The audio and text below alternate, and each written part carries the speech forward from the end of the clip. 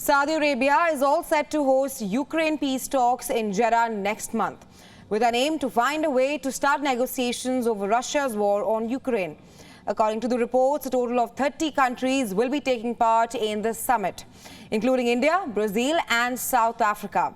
Planning for the event is being overseen by Kiev. However, Russia is not expected to attend the summit. The question being, if Saudi Arabia will be able to broker peace between Russia and Ukraine. To talk more on this, we have with us Glenn Dessen. He's a professor of international relations and he's joining us live from Norway. Thank you so much for joining us on WION, Mr. Dessen. Oh, my pleasure. Right. Now, Professor, this is not the first time that a country is trying to negotiate or mediate peace talks between Ukraine and Russia. Earlier, we had seen how Turkey was also trying to bring the warring sides on the negotiating table. But my question to you is that what makes Saudi Arabia exceptional? Why do you think Saudi Arabia will be able to broker peace talks between both the countries? Well, I don't think they will be able to broker peace. And I think this is very different than what the Israelis and Turkey attempted to do, because they attempted to broker peace between Ukraine and Russia. Now, this resembles more like the so-called peace summit we had last month in Denmark, in which Russia wasn't invited. And I think that this follows the same plot, which is it can hardly be called a peace summit or brokering peace when the opposing side, which is Russia, has not been invited to participate. So I don't see it as a peace negotiation. I think they stated very clearly they're seeking to push for an agreement which favors Ukraine. So the purpose of the meeting is therefore for NATO to mobilize support in the global south for the proxy war. And also, I think, to sow divisions, obviously, between Russia and other BRICS countries. So call it an effort to end the neutrality of the global south and expand the anti-Russian alliance. Absolutely. I was just coming to that. Russia has not been invited for the upcoming summit. Rather, the upcoming summit is a successor to a similar meeting which took place in Copenhagen last month, like you mentioned, where countries from South America, Africa and Southeast Asia will be asked to back Ukraine's peace plan in the upcoming summit in Saudi Arabia. Yeah, and well, there's obviously a desperate need for peace negotiations to end this horrible war. But we also seen consistently this lack of interest in negotiations. Keep in mind that the day after Russia invaded in February of 2022, the US State Department made it clear it was not prepared for negotiations. The month after, it even made it clear and reiterating that this conflict was bigger than Ukraine, implying that even if Ukraine would negotiate, the US would not be supported. And as you mentioned, first the Israelis attempted to negotiate, and what the Israelis confirmed was they were close to an agreement in which Ukraine would accept it would not join NATO and Russia would pull out. But as the Israelis suggested, the US blocked it, as they didn't want it. And then Turkey attempted to negotiate as well, to broker a deal, and they reported the same thing, that someone in the West, mainly the United States, did not want peace negotiations. So even though they were close to an agreement, the US blocked it.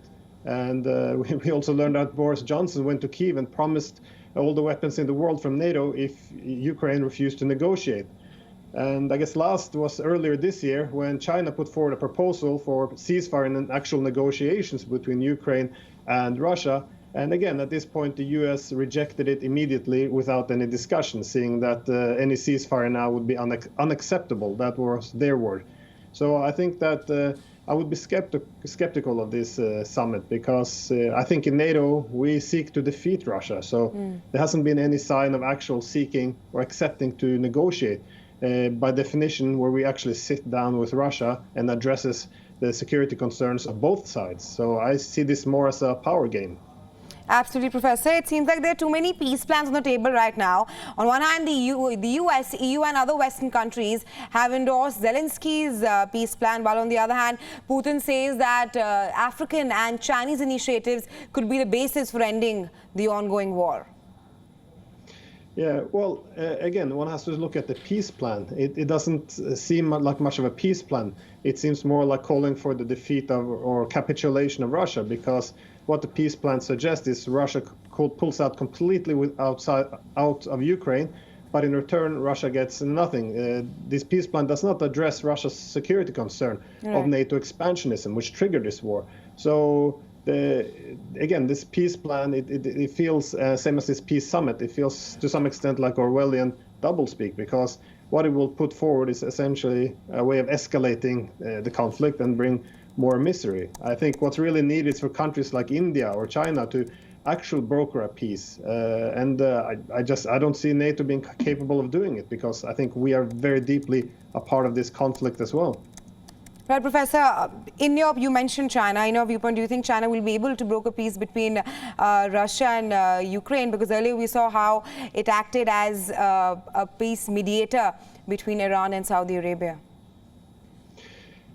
Yes, but I don't think the West would never accept China to broker a peace, especially the United States. I think, again, I think the ideal country would actually be a huge country which gets along properly with all sides, which would be a country like India, simply because the United States would even be forced to at least pretend it would consider negotiations in order not to alienate the Indians. But China, given the tensions with the United States, I think they've rejected China altogether as a negotiator. Right. So it's again, when China put this proposal forward, the Ukrainians indicated interest in this, but it was the Americans who shut it down. So time and time again, I think the main obstruction to any negotiations and ceasefire is always Washington. So for that reason, I think that India would probably be a much better candidate than China, simply because of the more favorable relations it has with Washington. Absolutely. Just to add to that, China's 12-point peace plan also did not fare well, which Xi Jinping introduced a few months ago. But in the latest, Putin has said that Russia is ready to hold peace talks with Ukraine. Do you think that will be a success, or do you see that happening anytime soon? Russia, when they first went into Ukraine, they went in with less than 200,000 men. This is, despite the narrative, this is not enough to conquer Ukraine or annex the country or restore the Soviet Union or any of these stories. I think the objective was to impose its conditions and resolve the conflict, because as we've also learned, after the West toppled the government in Ukraine, the Minsk II agreement became the main format for solving this conflict. But as we learned from both the French and the Germans who negotiated this, they had no intentions of implementing it. This was, in their words, an effort to buy time to arm and train the Ukrainian army, which suggests that the military solution was always intended. So I simply don't, I simply don't see it going anywhere. But when Russia invaded, from almost day one, they were trying to push for negotiations, and the Ukrainians wanted it. So right. This war could have been over within the first week if they would have been allowed to. Right, Professor, my last question to you. Just help me understand that why Saudi Arabia holding the upcoming summit, which clearly favors Ukraine, understanding how Saudi Arabia also has a close relationship with Russia as a part of the OPEC Plus group. Yeah, that's strange indeed. I can't really answer that, because I don't have any eyes into the Saudi state. I'm not sure. They might have an interest in playing a large diplomatic role. They might have to, much like Turkey, who said that they're neutral, they have to signal that they're also not aligning too closely with Russia. So they have to show they're balancing perhaps with the United States, that they're also leaning towards them. The US could simply pressure them to take this position. It would be, from my point, mere speculations, as I would know. Right, right. Absolutely. Thank you so much, Professor, for joining us on WION and sharing your insights with us on this story. Of course, we're tracking this very closely right here. Thanks very much.